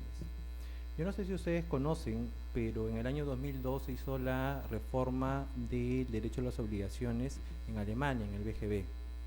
Y hubo una modificación que cambió muchas estructuras. Pero si nosotros nos vamos al ámbito de los derechos reales, en el ámbito de los derechos reales mayor modificación no ha habido. Por lo menos desde esta corriente que nosotros tenemos, ¿no? Que es el Civil Law. En cambio, en el Common Law hay una diferente manera de verlo. Lo que pretendo ahora, el tiempo es corto, es mencionar algunos puntillazos de lo que yo considero que podríamos, como dijo al final Héctor, ¿no? Volver a reinvestigar. Por ejemplo, la posesión no se quedó en Jering, la posesión no se quedó en Savigny. Actualmente en Alemania hay diversos profesores que estudian el ámbito de la posesión y que han dicho cosas nuevas en el ámbito de la posesión, ¿no? En Brasil actualmente se está hablando bastante en el ámbito de la posesión, la función social de la posesión, no tanto como los españoles, Caperochipi, ¿no? Algunos autores que han traído algunos profesores acá, sino cosas nuevas. Entonces, añado simplemente a lo que dijo Héctor, es muy importante manejar el tema de idiomas, porque nosotros estamos basados en ámbito de doctrina, pero de profesores que hace 50, 100, 200 años escribieron y que lamentablemente por esta dificultad idiomática de alguna manera todavía no ha ingresado a nuestro ámbito de estudio, a nuestras bibliotecas. En principio, para hablar de derechos reales tenemos que precisar algo, ¿no? Las situaciones jurídicas reales son efectos jurídicos. ¿Y por qué le digo efectos jurídicos? Porque para ser puntuales hay todavía ciertas discusiones que quizá ya deberían dejarse de lado. Por ejemplo, ¿no? En el ámbito de la hipoteca. La hipoteca siempre se ha dicho en el ámbito registral que es constitutiva, lo cual en realidad cualquier persona que estudie negocio jurídico puede saber que en realidad no es cierto. Porque si nosotros interpretamos el artículo 1098, por ejemplo, que dice que la hipoteca debe constituirse por escritura pública, y lo interpretamos sistemáticamente con el artículo 143 y 144, nos señala de que cualquier formalidad, si no tiene sanción de nulidad, simplemente se considera como un medio de prueba. Y si se considera un medio de prueba, el 1098 no tiene esta bajo sanción de nulidad. Y si nos vamos al 1099, el 1099 nos habla de requisitos de validez de la hipoteca. Y claro, tiene 4 requisitos: que lo haga el propietario, que el objeto sea jurídicamente determinado o determinable, que el gravamen sea determinado o determinable y que se inscribe en el registro. Sin embargo, el primer y el último requisito son requisitos de eficacia, porque justamente tienen que ver con el ámbito de los derechos reales. más el tema del objeto y el tema de gravamen son requisitos propiamente de negocio jurídico que tiene que ver con el 140 del Código Civil. Entonces, si nosotros distinguimos bien que el ámbito de los derechos reales no se ubica en la parte de la estructura, sino en el ámbito de la función, podemos de alguna manera distinguir, por ejemplo, cuando un contrato es válido y puede generar efectos distintos a los efectos reales, ya sea situaciones jurídicas, estado de sujeción, derechos potestativos u otras situaciones jurídicas distintas a las reales, y que el contrato exista, y luego podemos analizar si es que tiene de alguna forma estos efectos que dan los efectos reales, como son, por ejemplo, el tema de la oponibilidad, preferencia, privilegios o todo lo que ustedes manejen de sus cursos, ¿no? Primero plantear esa distinción. Luego plantear otra distinción que de alguna manera ya es muy tradicional, ¿no? Que es esta distinción entre derechos personales y derechos reales, y ya como en el plano de efectos, no en la parte de estructura, ¿sí? ¿Cuál es la distinción entre derechos reales y derechos personales? Hace poco ha salido un artículo de un profesor y justo vuelve a lo tradicional, ¿no? Y nos dice que los derechos reales son estos que son erga omnes y los derechos personales son estos que son interpartes, ¿no? Entonces, si es así, no sé cómo quedarían las obligaciones propter rem o las obligaciones de infacendo que tienen los derechos reales. Y simplemente les doy una muestra. Seguramente alguno de ustedes debe estar viviendo en un departamento o conoce personas que viven en departamentos. Mi propiedad exclusiva que yo tengo sobre el departamento probablemente sea un derecho real, pero intrínsecamente existen obligaciones, ¿verdad? Seguramente tienen, por su junta de propietarios, van a tener que pagar una renta, ¿no? O pagar un monto simbólico por el tema de limpieza, por el tema de áreas comunes, ¿no? Entonces, actualmente en el ámbito de los derechos reales ya no podemos distinguir solamente el ámbito de derechos reales y derechos personales como comportamientos estancos. En principio, porque partimos de una distinción que es equívoca. Nosotros tenemos que distinguir, o es una propuesta, ¿no? Ya ustedes convalídenlo o de alguna contrastenlo con otras posiciones. En principio, la distinción no está en este ámbito de la oponibilidad, porque tanto los derechos reales como los derechos personales hace mucho tiempo se señaló de que tienen oponibilidad erga omnes y oponibilidad como mecanismo de defensa. De repente, si le dan otro concepto al ámbito de oponibilidad, probablemente la distinción no calce, pero oponibilidad como mecanismo que yo tengo como propietario. Si yo soy propietario de este terreno y alguno viene y me invade, el derecho me va a dar tutela o mecanismo de tutela para poder repeler eso. Si el autor Emilio me contrató, imagínense ustedes, para celebrar para exponer el día de hoy, y alguien busca impedir que yo realice la prestación, el derecho me va a dar tutela para yo poder oponer y hacer efectivo esta prestación. En esos términos, de una manera muy lata, el ámbito de la oponibilidad. Tanto derechos personales como derechos reales tienen este efecto de oponibilidad. ¿En qué se distinguen? Justamente en este ámbito de cómo satisfago. ¿Cómo satisfago un derecho real? Con la cosa, con el bien. ¿Cómo satisfago un derecho personal? Con la prestación, seguramente, todo lo que es el ámbito de las obligaciones, ¿no? Hay una discusión que ya viene hace mucho tiempo, por ejemplo, es que en el ámbito de los registros, ¿qué se inscribe? Nos vamos al 2019 y nos van a decir, en general derechos reales, ¿ah? Solamente derechos reales, y excepcionalmente dos derechos personales, que es el contrato de opción y el arrendamiento. Oiga, pero son derechos personales, eso no debería inscribirse. Claro que debería inscribirse, y deberían inscribirse también otros derechos personales. Ya no por este criterio que hace mucho tiempo se dejó de lado de distinguir derechos personales y derechos reales, sino que justamente cuáles son estos actos que van a necesitar publicidad para los terceros, ¿no? Si ahí hay un acto, por ejemplo el arrendamiento, merece un tema de publicidad por la naturaleza de la institución, no importa que sea derecho real o derecho personal. Simplemente lo que interesa es que si para terceros es relevante o no, ¿no? Y a pesar de que nosotros tenemos un régimen de números clausus en el ámbito de derechos reales, ¿no? Este criterio en el ámbito registral ya se ha adoptado en muchos ordenamientos y no crea un caos, lo que genere facilidad en el crédito. Entonces, más o menos cambiando esta posición o de alguna forma buscando una posición que genere, sobre todo que registro, por ejemplo, tenga una mayor dinámica, de alguna manera podemos entender esta variante de interpretación de lo que son los derechos personales y los derechos reales, que no es algo nuevo. En Alemania ya se hablaba el ámbito de la cosificación para el ámbito del arrendamiento ya hace 200 años. Lo que sucede es que no han llegado muchos libros de alguna forma que nos puedan informar sobre ello. Otro ámbito que podemos abordar sobre esa nueva perspectiva de los derechos reales tiene que ver con, por ejemplo, esta adopción que nosotros tenemos por un tema de inversión de nuevos tipos de contratos. Por ejemplo, no sé si ustedes conocerán los fideicomisos en garantía, ¿no? Y que de alguna manera es una imposición encubierta de los inversores, ¿no? Yo tengo mi dinero, quiero invertir en tu país, sí, pero va a ser según el contrato que yo manejo. Es por eso que en el siglo XIX, a inicio del siglo XX, muchos estudiosos se fueron a estudiar en ordenamientos del common law para entender más o menos la figura. ¿Y qué es lo que se hizo? El fideicomiso más o menos a grandes rasgos funciona de la siguiente manera, ¿no?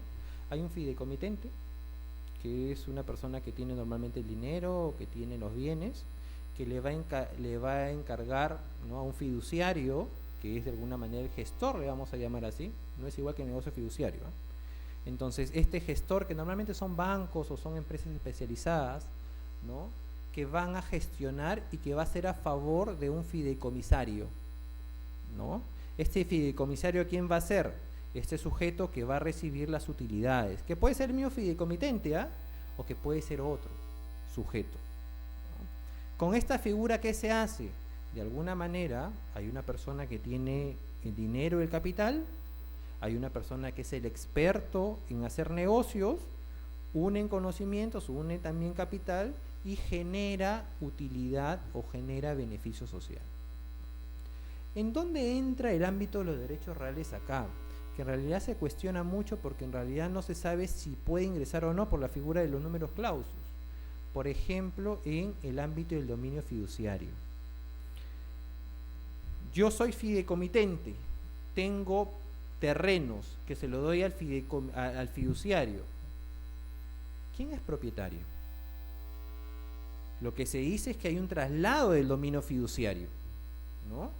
¿Quién es el propietario de esos terrenos durante ese periodo? ¿El fiduciario?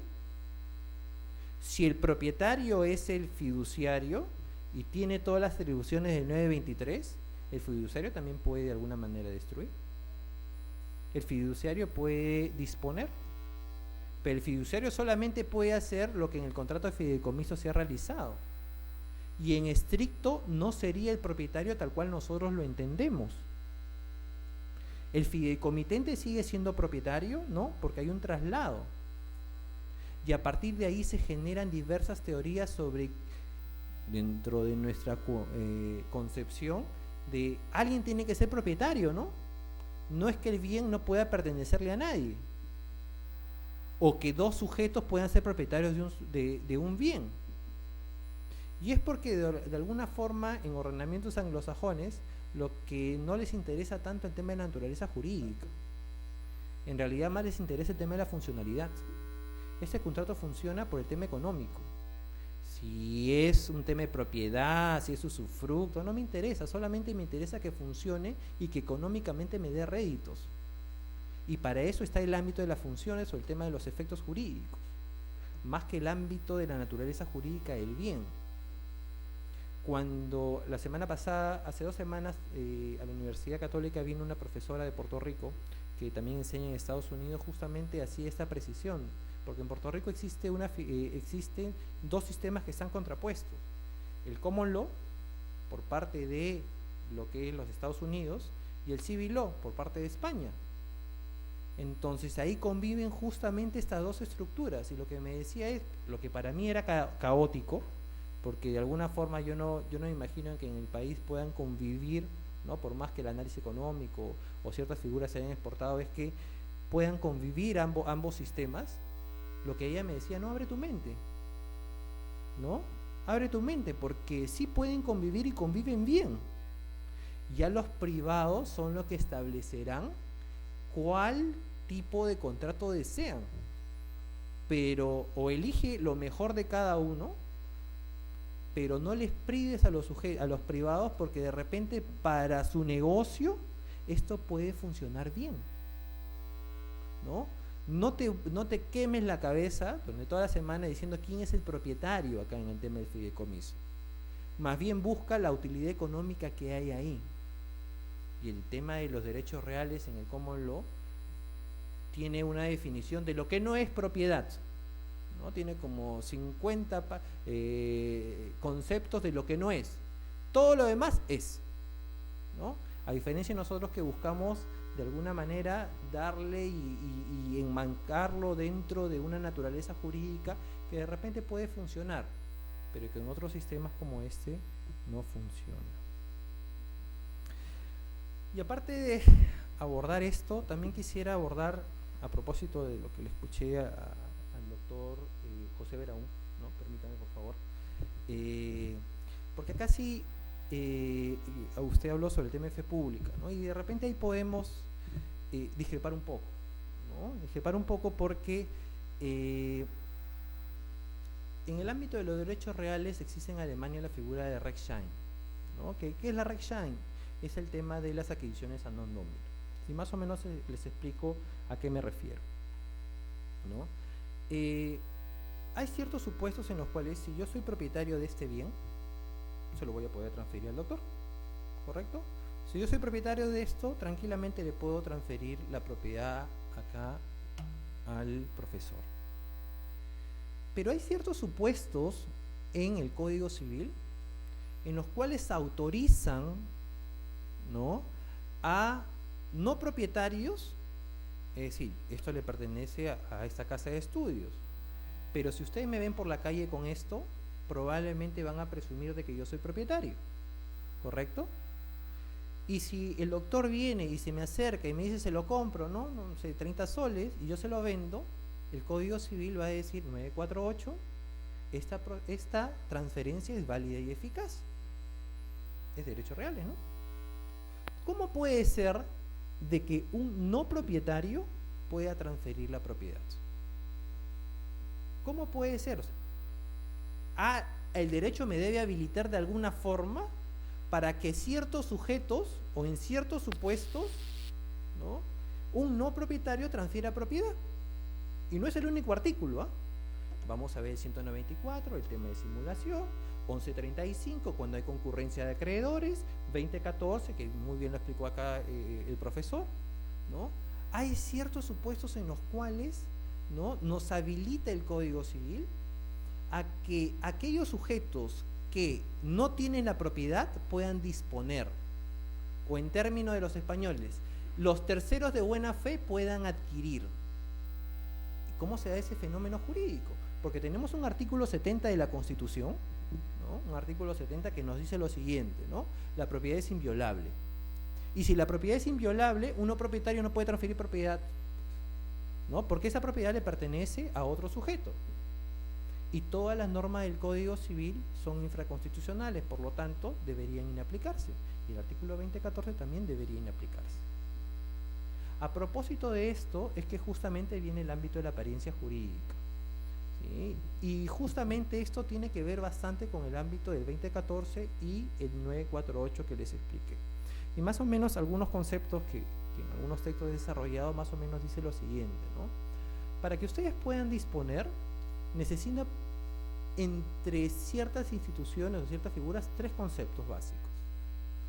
Uno es la titularidad, ¿no? Otro es la legitimación y otro es el poder de disposición, ¿sí? Para yo poder transferir la propiedad necesito por lo menos estos tres conceptos, ¿no? En general, claro, me van a decir sí, pero el poder, la tradición también tiene otros requisitos, sí, pero solamente vamos a basarnos por el tiempo en estos tres conceptos, ¿correcto? Los italianos distinguen entre titularidad y apartenza, ¿no? Pero acá vamos a simplemente señalar, por ejemplo, que la titularidad es que yo tengo un vínculo con este bien, ¿sí? Un vínculo de pertenencia sobre el bien. La legitimación, algo así como en el ámbito de la representación, es la facultad de yo poder ejercer todo lo que dice 923 sobre este bien,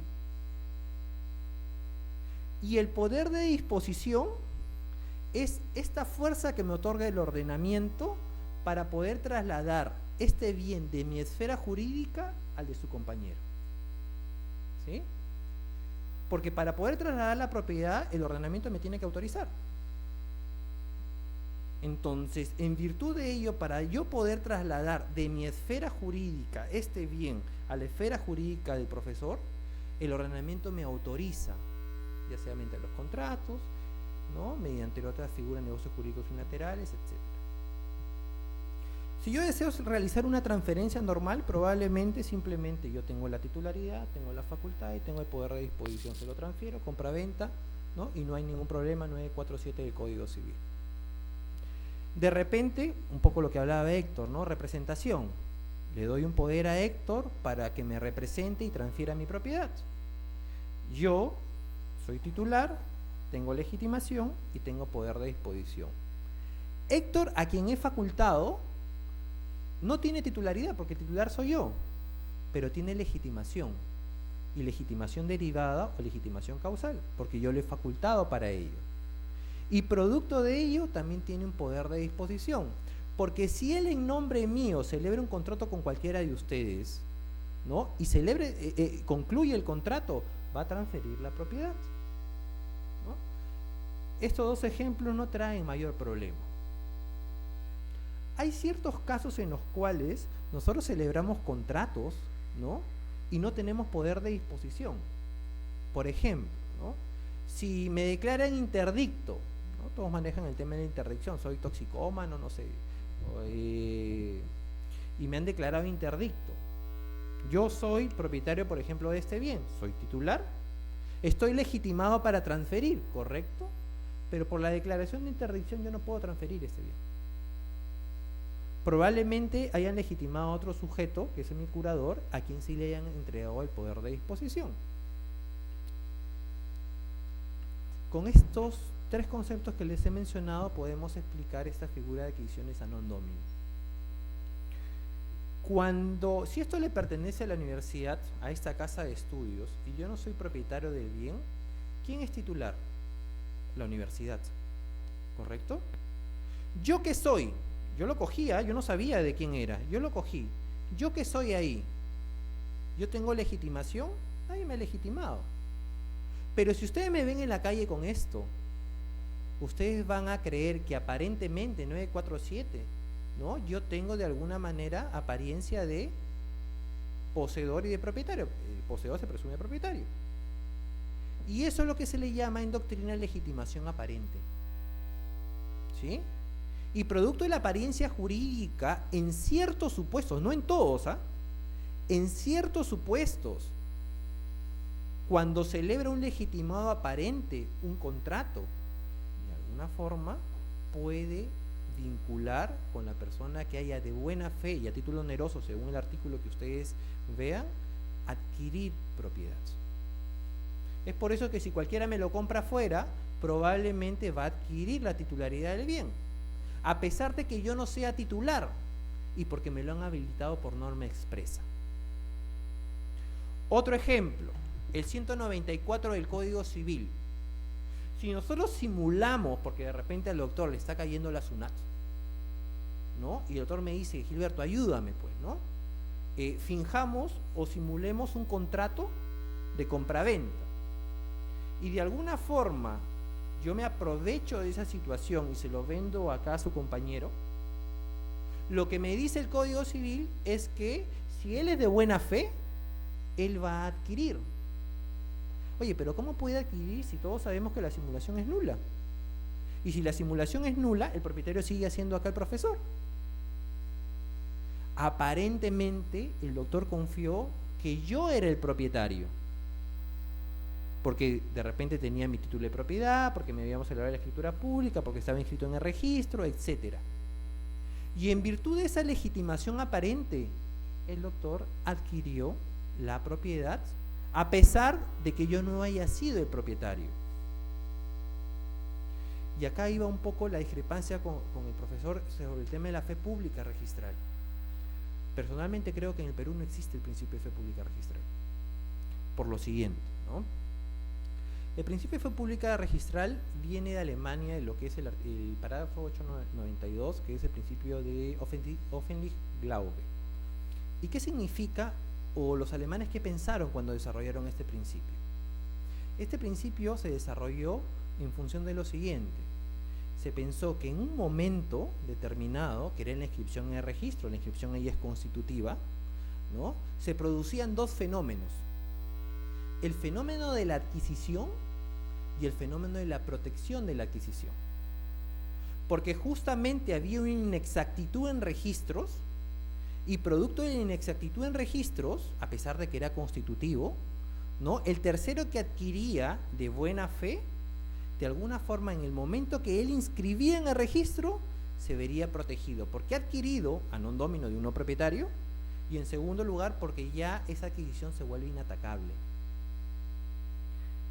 Sin embargo, en nuestro ordenamiento, si leemos el 2014, nos va a decir, no, el tercero que de buena fe, a título oneroso, adquiere persona que esté inscrita en el registro, mantiene su adquisición, mantiene, a pesar de que rescinda, resuelva o anule el otorgante. Y percátense de lo siguiente: la figura de él, la fe pública registral, desde el ámbito de los derechos reales y el negocio jurídico, nos dice es A, B, C. ¿Correcto? Cadena de transferencias. Primer propietario era A, segundo propietario era B, tercer propietario es C. ¿Correcto? Y A le vende a B y B le vende a C. Y simplemente este principio, como bien lo explicaron, es si en esta venta de B a C se descubre en algún momento que la transferencia de A a B era nula, por ejemplo, se resolvía o era ineficaz, no importa, porque el tercero se va a ver protegido, por lo menos como planteamiento general. ¿Y esto qué nos quiere decir? Es que si A le transfirió a B y, por ejemplo, la transferencia era nula y nuestro ordenamiento del registro no convalida nulidades, ¿cómo puede ser, si la transferencia es nula, la propiedad sigue siendo de A? ¿Verdad? Porque no hubo transferencia. Si es nula, nunca surtió efectos. Y B, en ese momento, transfiere a C. Y volvemos al mismo supuesto de adquisiciones a non domino. Porque estamos en el supuesto de que un no propietario, porque estamos diciendo que la primera transferencia era nula, de alguna forma puede transferir la propiedad. Y a diferencia de lo que dice el ordenamiento alemán, y copiando mucho más el artículo 34 de la ley hipotecaria española, lo que dice nuestro ordenamiento es: cuando se realiza la transferencia se adquiere el derecho, y cuando se inscribe se mantiene o se protege esta adquisición. La pregunta sería, ¿en qué momento uno es propietario? Yo requiero, como sé, inscribir mi derecho para de alguna manera ser propietario. En nuestro ordenamiento no. En nuestro ordenamiento, a pesar de que yo no haya inscrito, yo ya soy propietario, porque es una adquisición a non domino. ¿Para qué quiero la inscripción? Yo quiero una inscripción por un tema de oponibilidad, porque no vaya a ser que deje este B, le venda a otro sujeto y este se inscriba. Para ese supuesto yo deseo el ámbito de la inscripción, pero la inscripción, a diferencia de estos ordenamientos, no es para que se genere el ámbito de la adquisición y la protección. Entonces, en este ámbito de la fe pública, por eso es una posición que no es la más feliz, ¿ya? Pero de alguna manera, tratando de investigar a partir de lo que es el derecho comparado, uno se puede percatar cómo se ha desarrollado en cada uno de los ordenamientos. Y a pesar de los españoles que digan, no, fueron los que de alguna manera realizaron en 1861 la exposición de motivos, ¿no?, de la ley hipotecaria española, todo viene de Alemania, por lo menos en ese ámbito. Y claramente cuando uno lee a los profesores alemanes, ahí se puede percatar de que este principio justamente nació para proteger en un solo momento, ¿no?, la adquisición, y a partir de esta adquisición, que es constitutiva, que en nuestro ordenamiento no hay, el ámbito de la protección de derechos.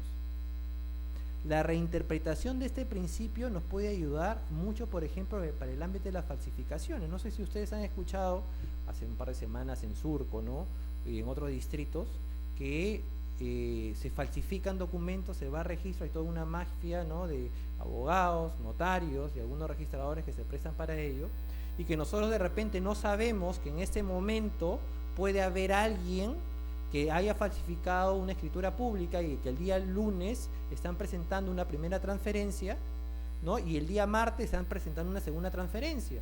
Y tenemos la cadena. Y justamente no dicen tercero registral. En esos casos no se aplica. No se aplica no por un tanto que no haya buena fe, ¿cómo se llama? Buena fe de poseedor, buena fe de propietario, ¿no? Es una posición. No es por eso, es porque simplemente el ámbito de la legitimación aparente no se produce. Si ustedes leen el artículo 948, segundo párrafo, lo que les va a decir es que ese artículo, ¿no?, la primera parte de transferencia non domino, no se aplica en aquellos supuestos en los cuales los bienes hayan caecido bajo la infracción de la norma penal y que en la exposición de motivos se reconducía a robo o hurto, y que simplemente cuando se explica ese extremo lo que se señala es que en aquellos casos en los cuales el verdadero titular no haya prestado consentimiento, no se aplica el ámbito de la adquisición a non domino. En el tema de falsificación de documentos, si la persona que fue falsificada no presta consentimiento, tampoco se aplica el ámbito de la adquisición a non domino. De alguna manera lo que he tratado de mostrarles es puntillazos de lo que de alguna forma en diferentes ordenamientos se discute sobre los derechos reales. Cuando yo estudié derechos reales en la Universidad Católica, ¿no?, fue un brillante profesor, fue Martín Mejorada, que admiro un montón, pero cuando uno de alguna manera revisaba no encontraba más. Y es porque se decía, no, los derechos reales ya no hay nada más por discutir. Poseedor es poseedor, propietario es propietario, uso es uso, usufructo es usufructo, ¿no?, servidumbre es servidumbre, ¿no?, superficie es superficie, pero en el derecho comparado hay, por ejemplo, servidumbre invertida, ¿no?, accesión invertida, hipoteca de máximo, hipoteca recargable, ¿no? Entonces son figuras que se han ido desarrollando y que, me parecer, en nuestro derecho, por lo menos en el derecho peruano, nos hemos quedado un poco con los conceptos tradicionales que se dieron hace 20, 30, 50 años y que no ha habido mayor investigación sobre ello. Probablemente frente a nuevos fenómenos sociales podamos, ¿no?, y ahí me aboco al llamado del profesor Héctor Campos, de volver a partir de estos cambios, volver a investigar, pero investigar ya no sobre los textos antiguos, sino ver, ¿no?, actualizarnos en el ámbito de las novedades que hay en diferentes ordenamientos que de repente pueden ser útiles para el nuestro. Nuevamente te agradezco, Emilio, por la invitación y bueno, ha sido un placer compartir con ustedes. Gracias.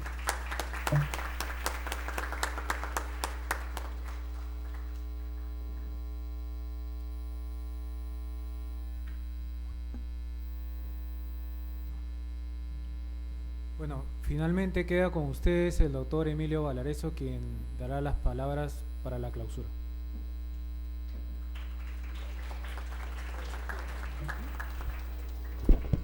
En primer lugar, quiero agradecer a cada uno de ustedes por su presencia. Hay diferentes motivos que me han llevado a llevar a cabo esta actividad académica, que no hubiera sido un éxito sin la presencia de estos ponentes que me acompañan, amigos y colegas generacionales, los cuales nos une una pasión que es el derecho civil. Y otra a ustedes, en este último día del ciclo 2013-2, ¿no? Qué coincidencias, la última actividad académica del 2013-2. ¿Y por qué digo eso? Porque desde que me formé en estas aulas, porque yo soy sanmartiniano, siempre busqué darle, ahora como catedrático de mi casa de estudios, variedad a lo que me enseñaban. Que no debía existir siempre una verdad absoluta, algo que ha sido mencionado con anterioridad por los que me han precedido la palabra. Y sobre todo porque el derecho no debe de estancarse en un conocimiento de que todo ya está dicho, todo está aprendido y debe de morir ahí. 2. El derecho como ciencia social jamás va a morir. 3. El derecho civil jamás va a morir. ¿Y por qué decimos eso? Y les cuento con pequeñeces una anécdota que me marcó la vida.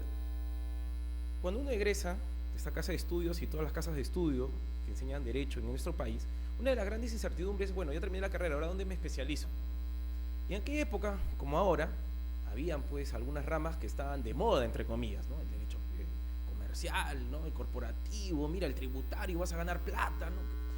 Pero yo decidí ser civilista porque jamás la tradición va a ser olvidada, jamás el derecho civil se le va a cuestionar su trascendencia, porque es la rama madre, la base de otras ramas del derecho como tal. Bien decía Fernando de Traseñís, el abogado debe ser culto, y es una gran verdad, el abogado tiene que ser culto. ¿Por qué? Porque no solo se debe limitar a enseñar derecho, enseñar la norma, lo que dice el código, sino que debe que enseñar un ejemplo de vida, de formación. Por eso muchas veces en mis clases, ¿no? La gente, ay, qué aburrido, mira los ejemplos, jajaja. Puede ser, pero yo no me limito simplemente a leer el código, mira qué dice la doctrina, qué dice tal autor, situación que no es criticable, cada uno tiene su estilo, por eso que la cátedra es libre, la universidad es libre, es un espacio de confrontación de ideas, de pensamiento, de crítica, comentarios, y así debe ser hasta el final de la existencia de este mundo. Pero justamente estos ámbitos de reflexión nos deben de llevar a ese objetivo, no quedarnos únicamente en lo que escuchamos, sino en lo que debemos de ver de manera puntual, el día a día. La realidad supera el derecho, dice un dicho, y es una gran verdad. Por eso es que hemos visto primero en la literatura, con lo que es el Mercader de Venecia, luego en la inseguridad que a veces existe en la adquisición de bienes en el Perú. ¿Qué familiar o amigo no ha habido muchas veces, ha sido estafado en la compra de un bien? Ojo, no digo una casa, sino también lo que puede ser un automóvil, y paro de contar. Lo que es el tema de la representación, cuando nosotros otorgamos poder o cuando no lo tenemos, cuando vamos más allá de los atributos que nuestro Código Civil así lo señala. Y por último, en el tema de las aristas de los derechos reales. Yo enseño acá responsabilidad civil, es mi primer curso de derecho civil que enseño acá en mi casa de estudios, y muchas veces no, yo veía un poco con preocupación que no salíamos de autores clásicos, ¿no? Que no tiene nada de malo leerlos, yo siempre desde que era estudiante los leía, pero creo pues que ya leer a los Massot, por ejemplo, ¿no? Y ver la nueva doctrina francesa con Christian Larraumet, por ejemplo, trae consigo ya ver que el derecho ha transmutado en una finalidad, de que la actualidad, el régimen de vida, el ser humano y la sociedad imponen, ¿qué cosa? Aprender nuevos conceptos y redimensionar, repito, redimensionar los antiguos, con una visión mucho más amplia, mucho más social, mucho más que tenga un efecto sobre cada uno de nosotros, pero que no quede en el papel, pues, que no quede en el libro, que no quede en lo escrito, sino que sobre todo lo practiquemos en cada uno de los actos que llevamos a cabo en nuestra vida cotidiana. Muchas gracias a ustedes, esto será la primera de muchas conferencias que organicemos, y a cada uno de ustedes que nos han acompañado en la mesa de honor. Gracias. Solo un pequeño anuncio, todos los certificados van a ser entregados, por favor, se les han entregado unas hojitas, al final déjenlo encima de esa mesita para poder recogerlos como tal. Reitero mi agradecimiento, señores ponentes, esta es su casa, ya vendrán otras oportunidades en las que volvamos a invitar, y a ustedes, gracias por su presencia. Nos vemos.